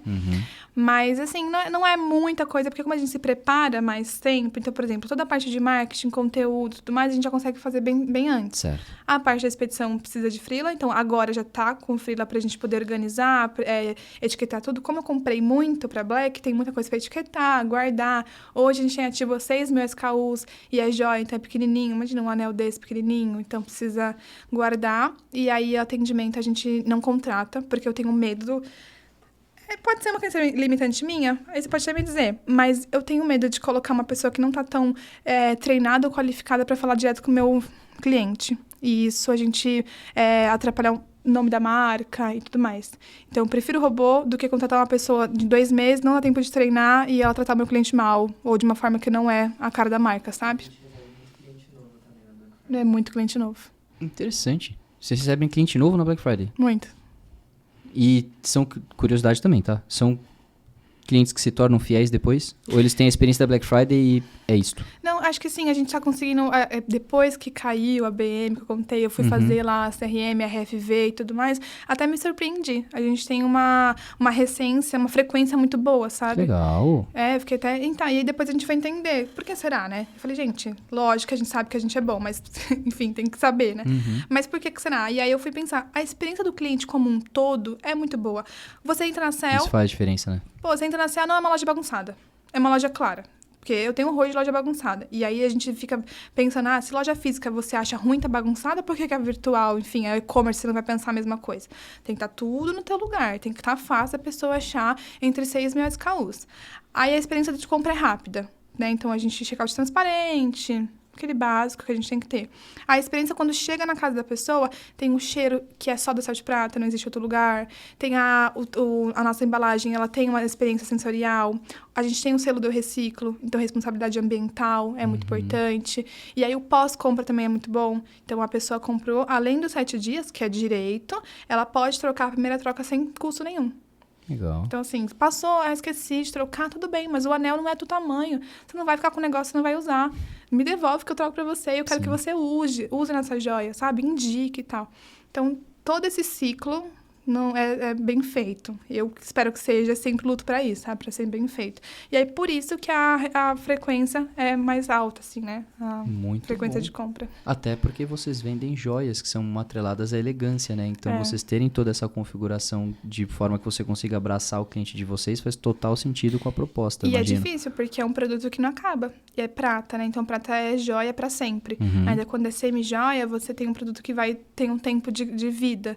E aí, eu fico assim, sempre, eu preciso que ela tenha mais, né, joias. Porque, enfim, às vezes eu até fico com inveja de quem vende maquiagem. Acabar, nossa, eu ia arrasar no CRM de maquiagem. Ia dar certinho o tempo do pó acabar, ela ia me receber uma mensagem minha. Ai, querida, pó acabou. Você não tá precisando de novo? Você não tá precisando de um batom? Que legal. Você tinha comentado sobre a questão de atendimento, né? Que você falou que prefere um robô do que ter uma pessoa que não necessariamente está conectada à sua marca. Se eu for falar, existem duas vertentes aqui. E acho que muito pensando em escala. Tá. É o que aconteceu com a gente, compartilhar a nossa experiência.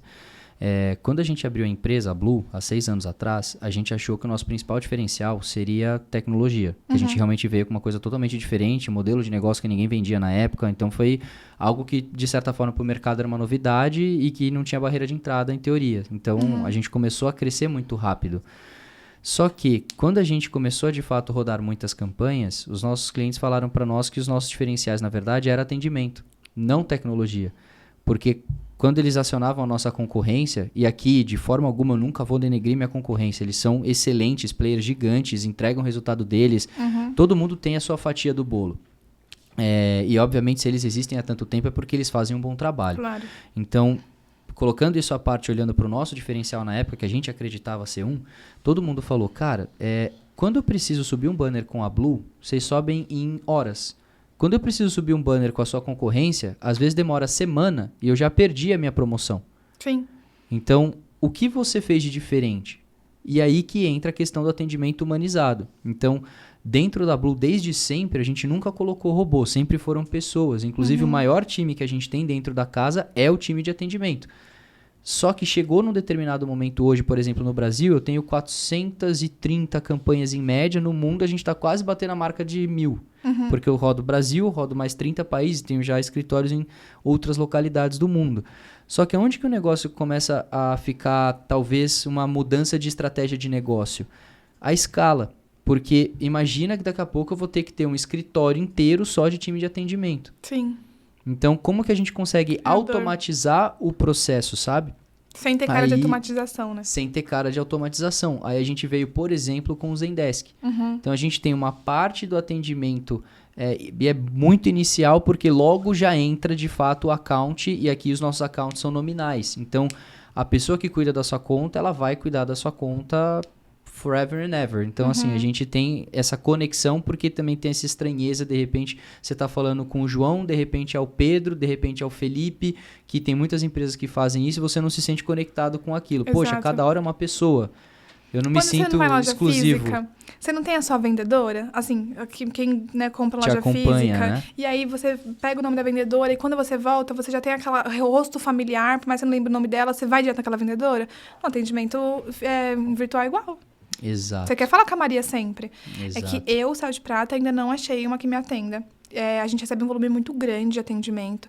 Quando é a API oficial do WhatsApp, por exemplo, fica muito mais caro pra mim. E queria que fosse, mas é muito, muito caro, assim. Eu recebo, eu nem sei quantos atendimentos a gente tá fazendo, justamente porque eu não tenho uma ferramenta pra me ajudar a ver tudo isso. Mas é muita gente. Seja porque tem dúvida, porque é um público também um pouco mais velho. Então, como mede o tamanho de anel, por mais que seja no site, por mais que a gente tenha um aplicativo... Tem essa dúvida, combinação, presente, então a gente precisa, né?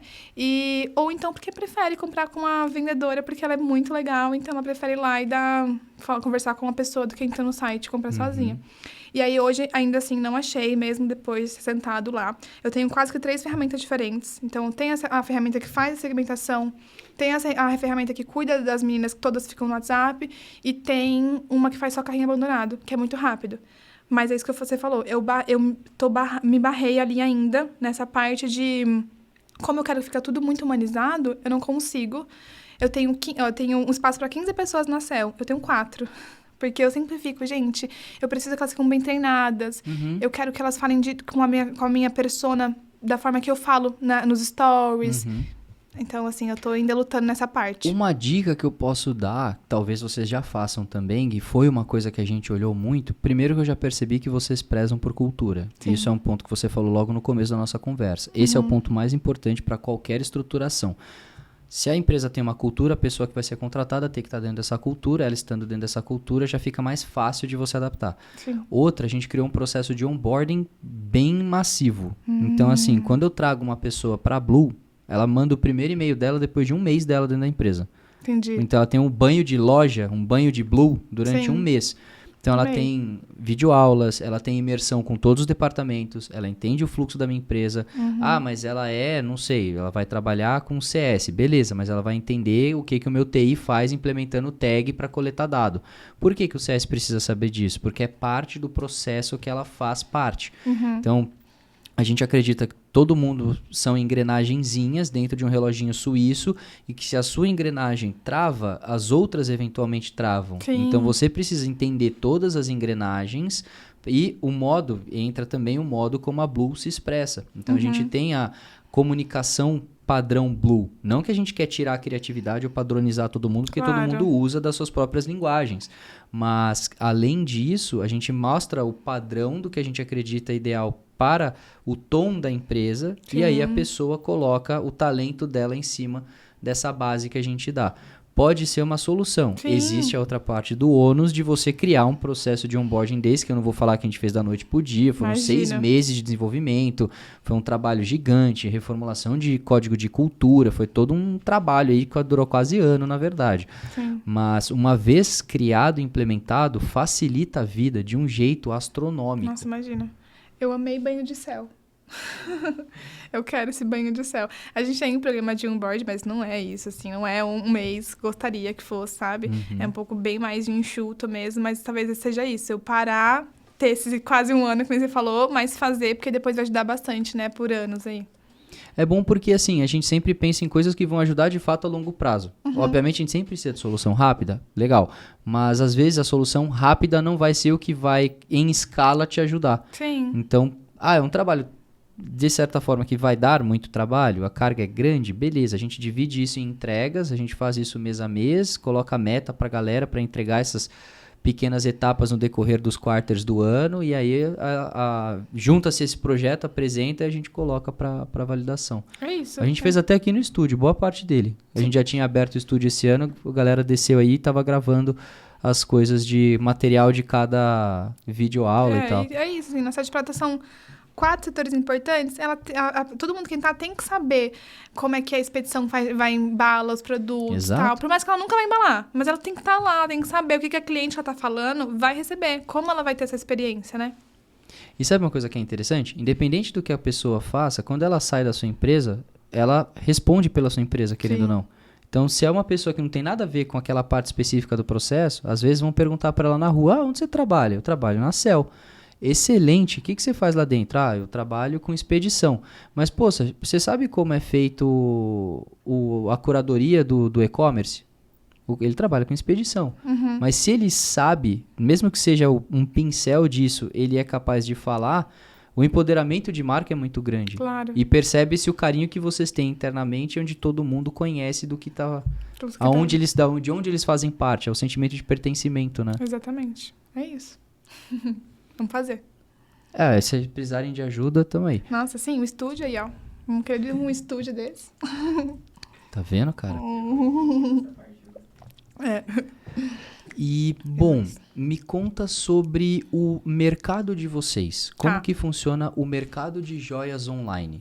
Então, isso, só para eu concluir a pergunta, porque vai ser faseada. Seria o mercado, mas em 2016... para agora, teve muita mudança, adaptações, como que as pessoas compram joias online? E eu pergunto isso porque é algo que, teoricamente, as pessoas gostam de ver, de sentir, às vezes o valor, elas enxergam como sendo um valor um pouco mais elevado, então tem essa parte tátil, que não necessariamente no e-commerce a gente encontra. Como que funciona isso? Ó, da parte do nosso setor, a gente tem divisões, né? Então, tem joia, semi-joia, bijuteria. A Cell é joia, então é um bem mais durável, que, enfim, quando é prata, é bem durável, é joia. E aí depois tem semi-joia, que é uma marca que eu abri faz 2 meses também, eu te conto, foi muito legal essa experiência de abrir uma marca, né? Porque, como eu te contei, eu peguei o bonde andando. E aí... em 2016, realmente não era tão fácil, não era tão, assim, habitual as pessoas comprarem online. Só que aí depois veio pandemia. Tudo bem que teve um tempo nisso. Só que quando chegou pandemia, a Cell já estava preparada para poder vender online, entregar rápido e seguro. A gente tem, os motoboys trabalham para a Cell de Prata, então não é uma empresa terceirizada, é dos nossos próprios, justamente por segurança, por tratar de joias. E a gente já entrega em um dia útil. Então, ou no mesmo dia. Então, se você comprar antes do meio-dia, você recebe no mesmo dia. Isso, assim, é muito bom. As pessoas parecem que o Brasil deixa tudo para a última hora. E, pelo menos, lá na Cell eu sinto isso. É mesmo. Né? Na semana que a gente vende muito bem é na semana do Natal. Então, assim, dia 24, 23, que 24 ele não trabalha, mas 23 a gente tá mandando bastante coisa. E aí, na pandemia, isso foi importante, esse boom, porque a gente estava preparado. Eu senti algumas marcas ali, enfim, concorrentes até patinando um pouco, porque eu tinha entrado no online, tinha fazendo pouco tempo. E foi um boom gigantesco, né? Na pandemia. Com certeza. O mundo tava péssimo, mas o digital tava bom pra nós e tal. E aí, depois, pandemia, muita concorrência. Tem lojinha de Instagram pra tudo que é lado. Não tem problema com concorrência, existe mercado pra todo mundo. O que me pega é amadorismo e queimar meu mercado.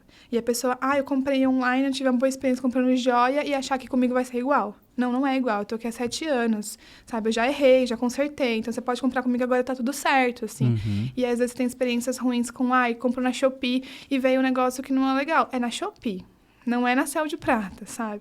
Então, assim, acho que é assim que a gente tá no mercado agora, tentando consertar ali um erro dos que estão começando, sabe? E vocês transpõem isso de alguma forma para as comunicações de vocês? A gente tem que sempre... depois que eu senti isso, porque assim, não tinha isso antes da pandemia. Eu, pelo menos, não sentia tanto. Depois que eu senti um pouco disso, as pessoas falam, nossa, a internet tem muito golpe e tal, a gente tem que comunicar o tempo todo de segurança, envio seguro, lacrado a caixa, a gente tem uma fita lá que lacra. Enfim, tentar mostrar muito... como é que a gente fala? Prova social... Eu tive que dobrar a prova social, depois de tantas lojinhas que entraram, sabe? Pra mostrar que aqui não é lojinha. Mas que bom que a gente tinha bastante prova social, então foi fácil também essa parte, né? E o futuro de vocês?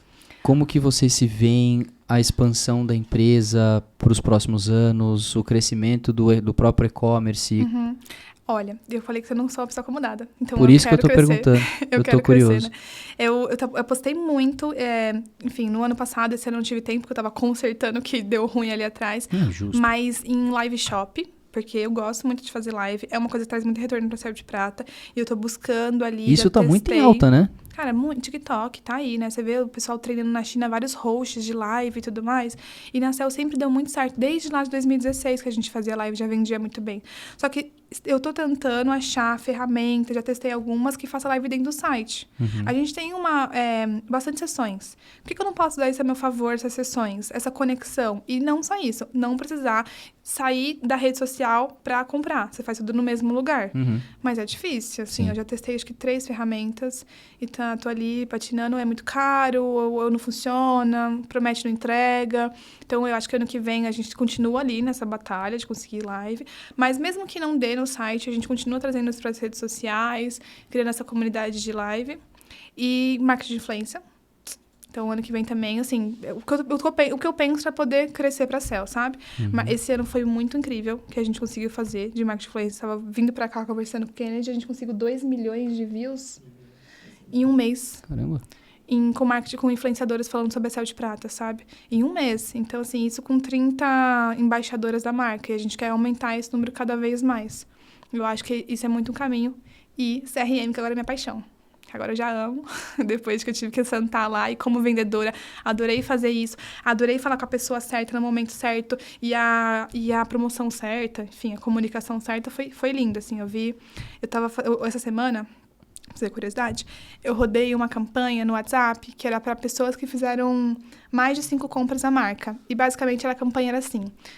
me apresentava, e é um áudio, e algumas pessoas acham ruim, mas eu já fiz alguns cursos e diz que áudio gera curiosidade, ainda mais quando é 30 segundos. E a campanha basicamente era: obrigada pelas 5 compras, é muito importante pra minha marca, e agora você ganhou o direito de escolher. Você prefere R$10 ou um presente misterioso? Cara, isso vendeu muito. Então, é a pessoa certa, a comunicação certa e o canal certo. Porque eu poderia ter feito isso no Instagram e não teria tanta força que nem teve no WhatsApp.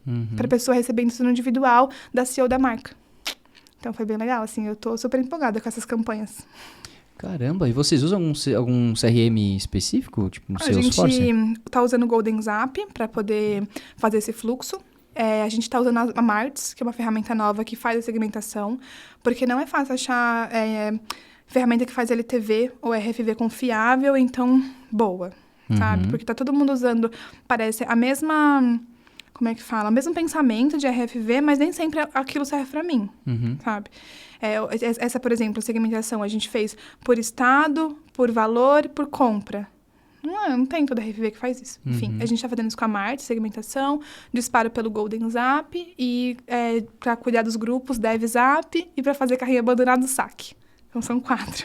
Porque eu não achei nenhuma que tenha um preço legal e que eu consiga colocar tudo junto, sabe? Sim, e faz total sentido, até porque isso é uma coisa interessante do nosso mercado, né? De marketing digital. Tipo, ninguém faz tudo. Ninguém faz É tudo. sempre alguém que foca em alguma coisa específica e aí você depende de um Frankenstein ali. Ensina 4 colaboradores, mexer em 4 ferramentas diferentes e toda hora eu mudo, porque não dá certo, não dá retorno, a gente troca, a gente melhora, a gente evolui. Não adianta ficar batendo cabeça com a ferramenta que não tá dando retorno. Total. Gente, não funcionou? Troca. Né? Vai fazer. E aí a gente tá assim. Do grupo, futuramente. Que grupo? Ah, é verdade. Que a gente tem a Violeta Joias, que eu ia te contar. Que é a minha marca de semi-joias. Então, a gente viu ali a necessidade, vi que tava muita tendência, mix de banhos e tal. Eu falei, cara, mix de banhos eu não tenho. Aí, a gente tinha 2 coisas. A gente podia colocar semi-joia dentro da Cell, que até hoje algumas pessoas me criticam e falam, meu Deus, por que você não usou o nome da marca forte? Ou começar uma marca do zero, que foi o que eu fiz. Por que eu tive esse pensamento? Eu queria ter um outro posicionamento de mercado. A Cell é uma loja alegre, é uma loja moderna, é uma loja divertida. A gente faz os storytellings mais malucos, talvez na internet, ou um dos. E na Violeta eu queria uma mulher um pouco mais sofisticada. Enfim, um padrão um pouco mais alto. Mais sério e tudo mais. Não dava pra encaixar isso na Cell de Prata. E aí deu certo. Então, a gente já pagou o investimento em 2 meses. Eu achei que foi lindo pra quem tá começando agora, Total. sabe? Bem que foi um investimento pouco, porque a gente tinha Cell de Prata, mas em 2 meses pagar um investimento, qualquer investimento que for é muito lindo. E a gente quer crescer a Violeta e quem sabe depois fazer uma marca masculina, que também eu tô vendo muita oportunidade de mercado, porque acho que no mercado mesmo a gente tem 2 marcas que vendem masculino de prata, então a gente tem todos os fornecedores e a gente entendeu como é que funciona para poder começar uma empresa do zero e aí agora eu tô tentando ver por aí. Pode ser um caminho bom, porque eu tô vendo que esse mercado masculino tá crescendo pra caramba. Eu sou um cara, por si só, muito observador e observo de um ano, talvez, pra cá, os homens usando pulseira, usando corrente, usando brincos, e isso não era tão... Brinco até era, eu já fui um adepto dos, mas principalmente pulseiras, bastante pulseiras e tudo mais, não era tão comum e agora e é legal porque se tornou, de fato, um ornamento. E a gente tem isso de prata, então tá tudo bem você usar e você não precisa tirar, você pode tomar banho, dormir, acordar e tá tudo certo. Então, já que eu tenho isso, vamos colocar. Só que aí entende que não cabe na Cell. Sim. Então, eu vou ter que, de novo, criar uma empresa nova, igual eu fiz com a Violeta Joias, outro posicionamento, outro público e tal. Mas, assim, eu tô adorando isso de começar a empresa nova, porque é um desafio, né? Sim. Você tem que começar ali do zero e tá indo bem. Grupo Cell de Prata, gostei. É o Celverso. Celverso. Curiosidade. Quando você fala, por exemplo, de criar o grupo e tudo mais, aí uma curiosidade, porque a gente também está abrindo uma empresa nova dentro do Blueverso. E a questão é, como você faz com o time? Por exemplo, você abriu a Violeta, você tem a Cell de Prata, abriu a Violeta Joias. Você contratou pessoas novas ou você fez times híbridos? Eu fiz... Não, eu peguei... são 2 times na Cell de Prata. Então, quem é social media da Cell não pode ser social media da Violeta, pra não misturar as imagens ali. Tá. Só que eu tirei uma pessoa que tava performando muito bem na Cell de Prata, que foi uma dor, mas coloquei na Violeta porque é muito mais confiança numa marca que tá começando agora. Então, assim, a Celt já tá andando. A Violeta que tá começando agora, eu pego uma pessoa que eu confio mais, coloco ali. Coloca, Então, repõe ela na Cell e de alguma reponho na forma. Cell, só que na Cell eu vou repor, só que eu tenho um time pra cuidar, eu tenho uma líder, eu tenho uma colega ali, uma creator que vai trabalhar junto com a outra. Na Violeta é só uma social media, uma creator, na verdade, ela é uma creator, mas ela já foi bem treinada por mim e pelo meu time. Certo. Então eu tô fazendo isso, pegando os melhores ali, que dá uma dor, mas tudo bem, pega o melhor, tira pra Violeta, então a melhor atendimento que eu tinha, eu coloquei na Violeta também. Aí eu fiz social media, designer e atendimento. E aí, expedição, quem faz Céu de Prata. Que aí a gente tinha uma estrutura muito grande. E aí deu pra fazer. Deu pra dividir. Isso dá pra aproveitar de certa forma, porque aí fez híbrido. montar o pacote e despachar, né? Aí a gente faz assim, período até 2 da tarde, todo mundo faz Céu. Corre pra fazer Céu. Parou 2, das 2 às 3, Violeta. Depois volta ao Céu de Prata. Então a gente fez mais ou menos assim. Interessante. É uma forma de você conseguir otimizar possíveis custos que você tenha com uma operação nova que ainda está em desenvolvimento, né? Exato. Porque pra gente, nessa nova criação, foi algo muito similar. A gente, basicamente, a contextualização da coisa, né? A Blue, ela faz retargeting, só que a gente tem muito a crença de que uma empresa não vive para sempre com um tipo de produto só. Então, a gente pensou em expandir isso para outras coisas, né? E de 4 anos para cá, que a ferramenta estava em desenvolvimento, esse ano a gente lançou, e é uma plataforma de mídia e tecnologia. Só que é algo muito grande, muito diferente do que é a própria Blue. Porque na Blue eu vendo serviço fechado, eu vou cobrar por clique ou por venda, tá tudo certo. Nessa plataforma, eu entrego ela para você e eu te ensino o que eu tenho para você consumir o que você precisa. Que legal. Então é para suprir demandas de mercado 100% voltado para campanhas online. Só que você pode subir a sua campanha dentro da minha plataforma ou você pode usar uma parte da tecnologia que eu tenho para compor o que você já tem dentro de casa. Entendi. Não quero te forçar, faça tudo dentro da minha plataforma. Você pode integrar e vai funcionar da mesma forma. Então, eu tenho catálogo de produto, eu tenho hospedagem de imagem e banners, por exemplo. Você não quer usar a minha plataforma para fazer uma campanha de branding, mas você precisa de uma hospedagem com domínio público para você passar para a ferramenta que você contratou. Eu posso ser a sua hospedagem, por exemplo, sem você usar a minha plataforma para outras coisas. Então, ela é aberta e ela tem muitas possibilidades. E a nossa ideia foi justamente pegar esse negócio de tudo num lugar só. Para tentar facilitar as campanhas. Porque hoje funciona para display, funciona para branding, logo menos retargeting também. Só que aí vai ser um retargeting que, por exemplo, vocês podem criar. Exemplo, você pode construir uma base, assim como você faz o seu CRM hoje, você pode construir uma base, por exemplo, de anéis do tamanho 13 de ticket médio de 200 a 300 reais. Entendi. Você cria essa base, depois você consegue fazer um criativo específico para essa galera e disparar, por exemplo, no bairro da Via Olímpia. Você consegue fazer uma campanha extremamente segmentada. Que legal, né? Então, é uma coisa que está vindo e que a gente acredita que vai ser meio que um divisor de águas. Só que a gente está começando por display, porque a expertise que a gente tinha então é um pouco mais fácil de desenvolvimento. Mas vai ter áudio, vai ter vídeo, vai ter social, vai ter tudo dentro de um lugar só. Você literalmente ensina seu colaborador a mexer num lugar e facilitar a vida dele. Nossa. Mentoria integrada. Tipo isso.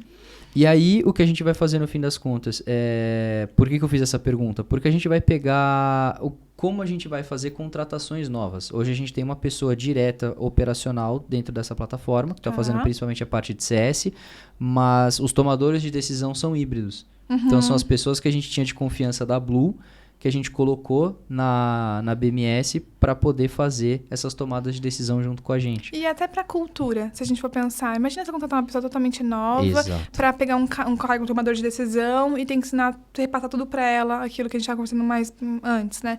Então, eu acho assim que é um modelo mais fácil de trabalhar. É o que eu tô fazendo na Violeta, tá dando certo.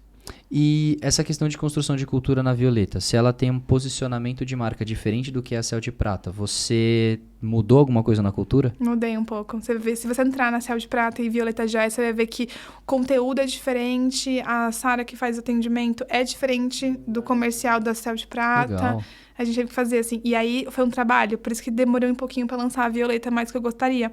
Porque aí a gente teve que sentar todo mundo ali e pensar, gente, vamos construir a Violeta aqui, todo mundo junto. Pelo menos aqui as tomadores de decisão, que tá na frente, pra gente não errar nesse posicionamento, enfim, como a gente vai falar com esse cliente, ficar todo mundo na mesma página. E aí a gente conseguiu, assim, acho que tá dando certo. Que legal, que legal. E qual o principal desafio de vocês hoje, nas duas marcas? nas duas marcas. Primeiro, custo por cliente, né? Então, a gente tem que trabalhar bastante. Sessão tá...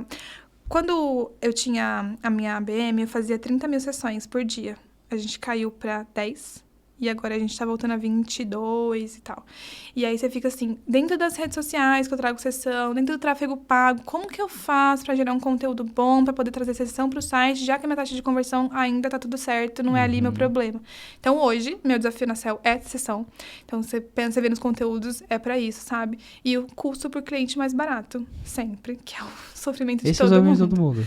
Então agora a gente vai fazer Black Friday, que lindo, a gente vende uma semana o que a gente vende um mês, só que quanto é o custo disso? Né? Então é tentar reduzir isso ao máximo, sabe?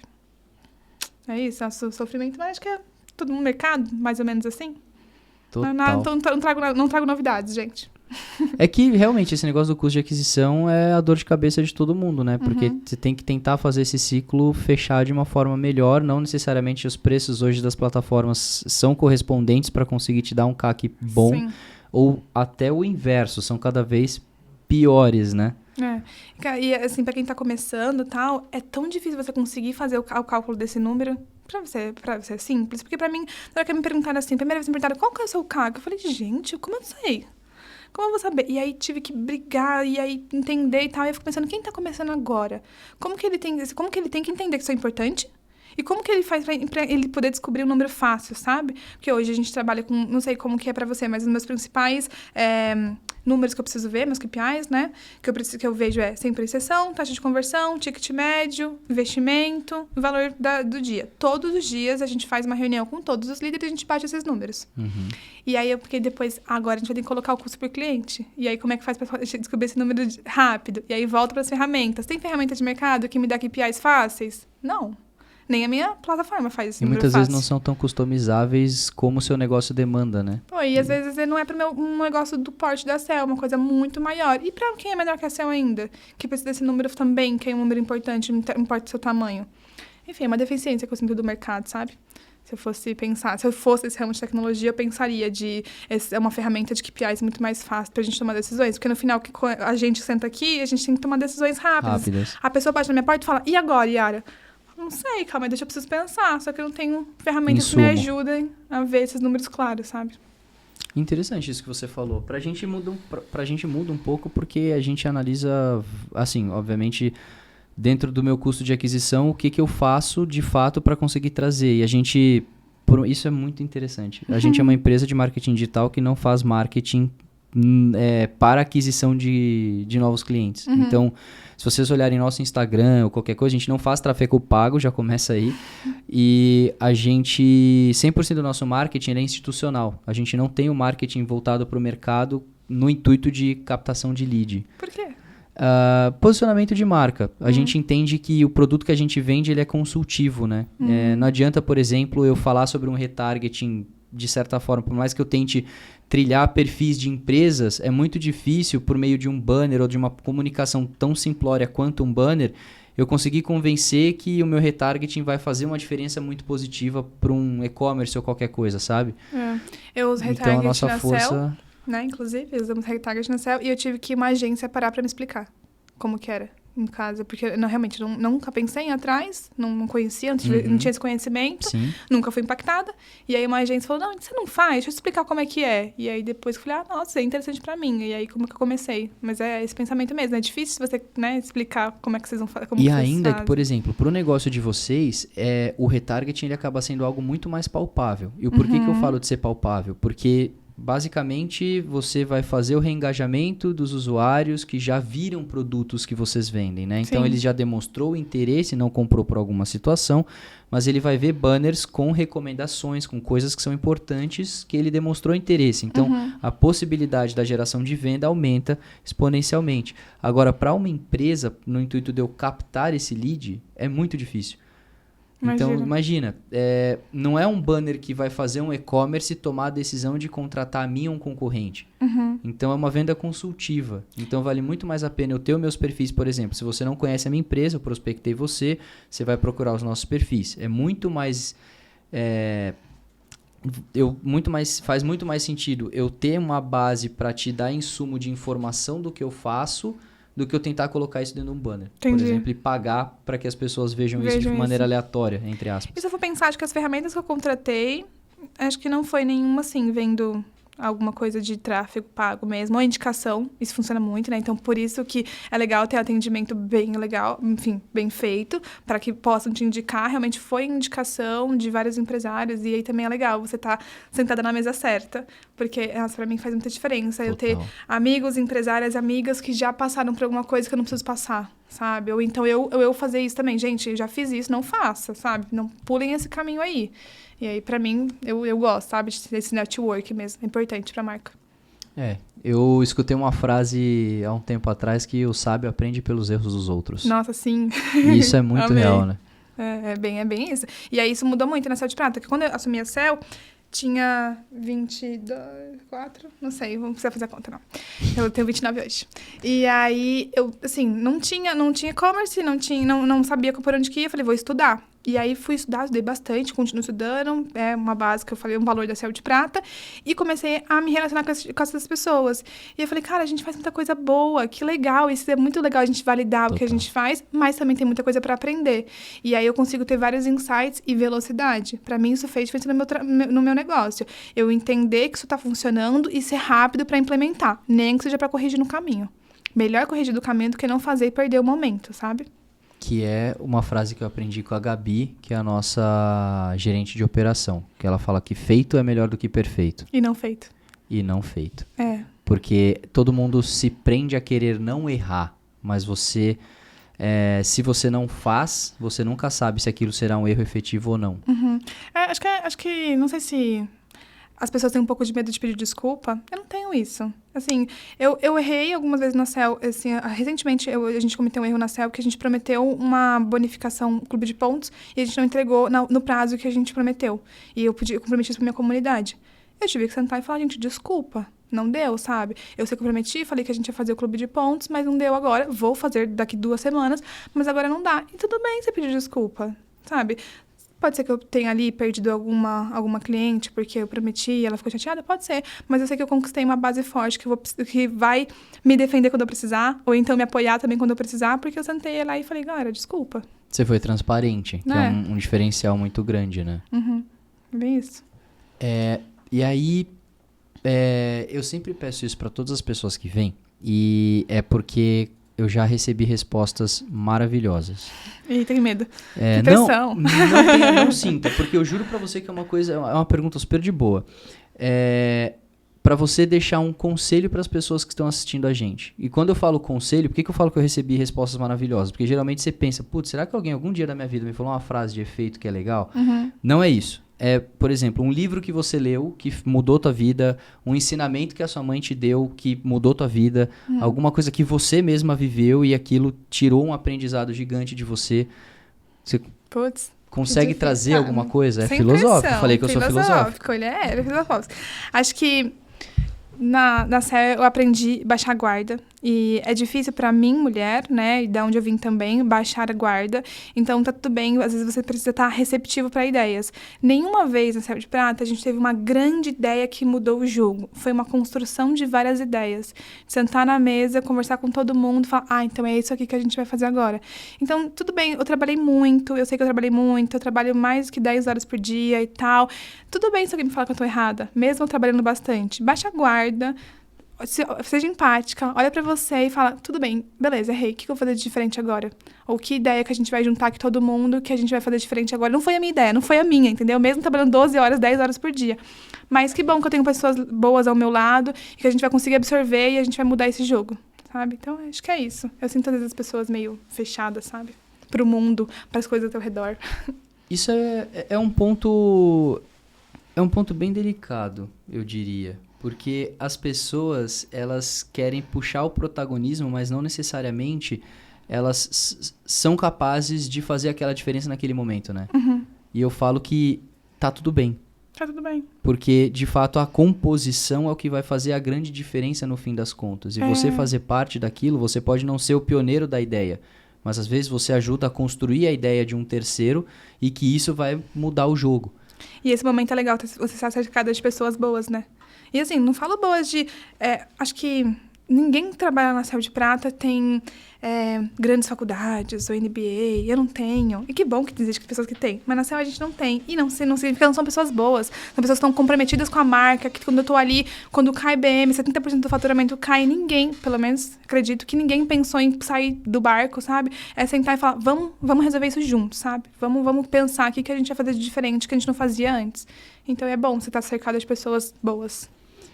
Hoje, como que vocês fazem o processo seletivo de vocês para achar essas pessoas boas? Cara, é muito trampo, não tem uma receita, tá? Pra onde, inclusive, tô procurando pessoas. Porque esse eu acho que é a dor de literalmente todos os lugares. Aquele clássico, demora pra contratar, demita rápido. Isso funciona na Céu de Prata também. Vi que a pessoa não tá alinhada com a cultura. Eu sou rápida nessas coisas também. Sou muito transparente, então acho que as pessoas boas que estão comigo é isso. É da minha transparência de... Elas sabem quanto eu ganho. Elas sabem qual a economia que a gente tem, até onde a gente vai aguentar do jeito que tava ali em março, em fevereiro, sabe? Então, por isso que eu acho que foi a construção dessas pessoas boas ao meu lado. Mas eu não tenho uma coisa pra te dizer, a gente faz recrutamento assim. A gente tem agência, a gente faz uma boa entrevista na Céu com 3 etapas. Mas acho que aí todo mundo deve fazer uma coisa parecida. É bem similar, né? é isso que eu ia falar, pra gente não mudar muito. Muito. Mas é interessante porque, assim, na entrevista, a gente vê uma versão das pessoas que é muito interessante, né? Que na entrevista a pessoa... É uma pessoa, ninja. Chega lá... Sabe que eu tenho uma pergunta que eu fazia quando eu faço uma entrevista? Agora é o Kennedy que assumiu. Eu pergunto à pessoa qual é a qualidade do ex-chefe dela e um defeito. E aí, quando a pessoa ela é muito fácil de dar defeitos e não é fácil de pensar uma qualidade, não faz parte da minha cultura. Quer dizer que é muito mais fácil de apontar do que acolher. E aí, o que a gente quer é isso, crescer junto, sabe? Não apontar o teu defeito. Então, pra mim, é uma boa linha de corte. Não, e é uma pergunta interessante no sentido da resposta e o que você tá esperando. Uhum. Porque, de fato, eu quando você disse, a princípio, eu não tinha pensado, tá, mas o que a gente tira disso? Aí, quando você fala que se a pessoa é mais fácil de criticar do que elogiar, faz muito sentido, porque é uma pessoa negativa, é o tal do tóxico que vai e detonar a mesmo que galera. a gente tenha tido um chefe ruim, ainda assim qualquer pessoa tem alguma coisa de bom pra tirar, Tem, sabe? você aprende. E eu muito. já fiz várias entrevistas que a pessoa fala, ele era péssimo, não tem nada de bom pra dizer. Eu, cara, então realmente você não é empático, você não sabe como é a vida da pessoa lá fora, você não sabe o que ela passou antes de chegar ali. Vai ver, ela teve um problema pra ficar dessa forma, sabe? É isso. Yara, muito, assim, eu fiquei surpreso com muita coisa que a gente conversou, porque você, como eu disse, eu busco alguns traços e esses traços me chamam muito a atenção, que é o tanto que você fala com naturalidade das coisas que você faz, o como você faz e o que você acredita. Você teve algum tipo de assessoria ou alguma coisa para eloquência, para fala, para... Enfim, o como se expressar, algum tipo de auxílio com isso? Não, muito pelo contrário. Curiosidade, foi a tá? vida, na verdade. Eu aprendi com a vida. Eu estava falando antes da gente começar que eu comecei a Céu fazendo a live e eu tinha vários comentários da pessoa falando, fala mais devagar, ninguém tá entendendo o que você fala. Tive que lidar um pouco com essas críticas, porque é horrível quando alguém fala da tua forma. Uhum. E assim, em vídeos, talvez, não sei se existe mais lá, acho que a gente já até arquivou, mas tinha vídeos de, meu Deus, ninguém entende o que essa menina fala. Mas eu tive que aprender a respirar, a falar, porque se eu não consigo me fazer ser entendida, eu não posso cobrar das pessoas. E rolava um pouco isso. De eu ter que na Céu de Prata perguntar, você entendeu? Fala pra mim o que você entendeu. E a pessoa entendia, nada a ver. E eu falava, então se isso é um problema meu, porque eu não tô sabendo me expressar. Uhum. E aí, enfim, com calma, com o tempo, eu tive que olhar pra mim e tentar melhorar isso, sabe? Mas é mais fácil quando você tá falando de uma coisa também que você gosta de fazer e que você entende ali, porque você tá no dia a dia. Eu não sou uma empresária que terceiriza muita coisa. Eu trabalho na Céu e gosto de estar lá de segunda a sábado, segunda a sexta-feira e eventualmente trabalhar de final de semana quando meu filho dorme. Quando ele dorme, gente. Quando ele não dorme, eu cuido dele. Essa jornada ela é bem complicada, né? Mas é bom, assim, porque Sim. eu tô batalhando por frutos que eu sei que os meus filhos vão colher lá na frente. Ou estão colhendo hoje. E na verdade é um gás pra você ainda fazer muito mais, né? E é uma escolha também, porque eu tava pensando nisso antes de vir pra cá, falei, cara, tava vendo as pessoas que vieram pra cá, eu pensei, me deu um frio na barriga sentar nessa cadeira, porque eu não tenho uma trajetória muito grande pra te contar. Antes daqui eu fiz escola pública particular. Ou Nunca escola diga pública e faculdade popular. Mas eu trabalhei muito pra poder conquistar e bati a cabeça e tive que sentar e pensar que a gente ia fazer diferente. E também tive uma escolha diferente de talvez outras pessoas que estão ao meu redor e tal. Eu ainda não tô rica. Ainda não sou rica. Mas qual que é a minha escolha? É qualidade de vida. E é muito louco você pensar em qualidade com 29 anos. A gente não podia pensar em qualidade de vida na aposentadoria. Mas é que eu queria que quem estivesse comigo, ou a vida que eu tô vivendo agora, seja boa, confortável. Sim. Então, na Céu de Prata, a gente tem uma cozinha gigantesca, que tá até dó de chamar de refeitório, com um sofá de 3 metros, com um custo alto. Mas quem trabalha comigo consegue fazer 1 hora de almoço relaxada, com calma. Não precisa fazer pegando a fila do micro-ondas. Eu trabalhei em um lugar que não tinha micro-ondas, que você esquentava a marmita no banho-maria. 1 hora para esquentar, 15 minutos para comer. E eu falei, isso eu não quero. E a minha vida é a mesma coisa. Talvez eu não seja rica porque 50% do meu prolabore é a escola das crianças. E é muito dinheiro. Mas é uma escolha minha, que tudo bem pra mim, sabe? Exato. E aí eu já tive, assim, essas crises de pensar, caraca, eu trabalho tanto, por que será que quem tá ao meu redor tá rico e eu não? Porque eu escolhi isso. E eu espero que... Eu acredito, não só espero que eu vou colher os frutos lá pra frente. Tenho sabe? certeza que vai. Isso vai ser diferente pra mim lá no futuro. Eu olhar pra trás e falar, que bom que eu vivi bem ali atrás, sabe?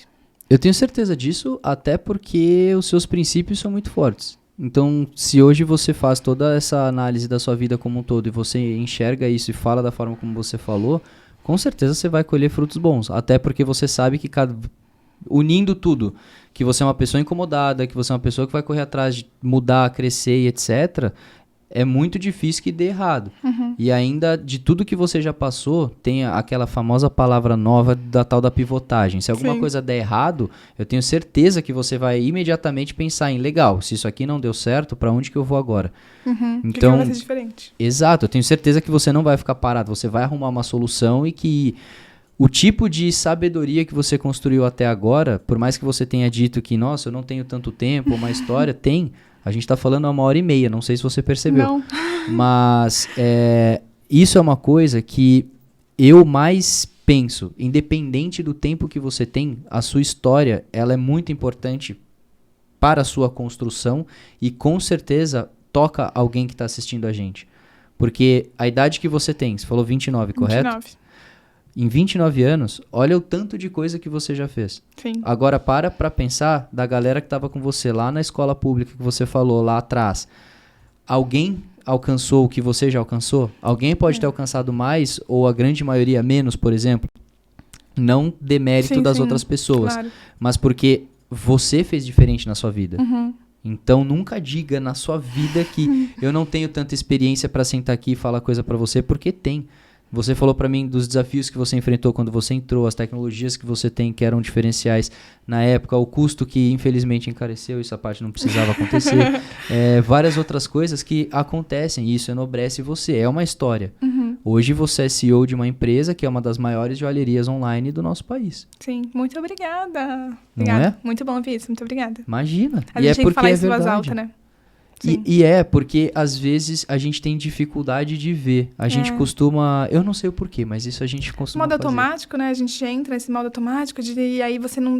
Aquilo que eu falei pra você, de não se priorizar, que eu tô tentando passar isso pra minha cliente, E se pras valorizar. pessoas que estão ao meu redor, mas é uma construção. Exato. Eu tô aqui tentando fazer isso hoje, sabe? Falei, não, eu posso estar aqui, a gente pode conversar, sim. Exato. E olha o tanto que a gente já conversou. Muito tempo. Inclusive, era o que eu queria fazer. Agradecer por você ter aceitado o convite, por você ter aceitado compartilhar toda essa sua história até aqui. Não só isso, também falar um pouco do futuro, falar de outra marca que você lançou, até possíveis projetos futuros, que se acontecer alguma coisa na linha masculina, por favor, me avise. Vai receber um press kit. Com certeza, me avise, não esqueça disso, Kennedy, me avisa. Então, eu queria de fato agradecer por você ter aceitado estar aqui, por você compartilhar a sua história, porque, de novo, o objetivo é alguém que escutou a sua história se identificar com você e fazer diferente na vida dela. E você pode ter certeza que isso vai acontecer para alguém. Tomara. E que se a gente tocar um coraçãozinho que seja, a nossa missão aqui está completa. É isso. Obrigada, viu, gente? Obrigada quem assistiu, muito obrigada. Foi ótimo. Esse papo, assim, eu tava um pouco nervosa, confesso. Mas sentei Você aqui, tava ó, nervosa? levemente. Mas aí só foi, né? A gente conversou e nem vi que 1h30 passou. Obrigada de novo. Imagina, eu que agradeço. Gente, a gente vai ficando por aqui. Eu vou só relembrar que a gente faz as nossas gravações no Blue Space. Se vocês têm necessidades para gravação de conteúdo, gravação de podcast ou qualquer coisa nessa área, é um espaço completo para atender vocês. A recepção é maravilhosa, eles vão cuidar muito bem dos projetos de vocês e a gente tem mensalidades aí a partir de R$450 a hora. Então procura que dá para a gente fazer esse seu projeto aí sair do papel, tá? E de novo, muito obrigado e espero que a gente tenha colaborado um pouquinho aí na vida de vocês.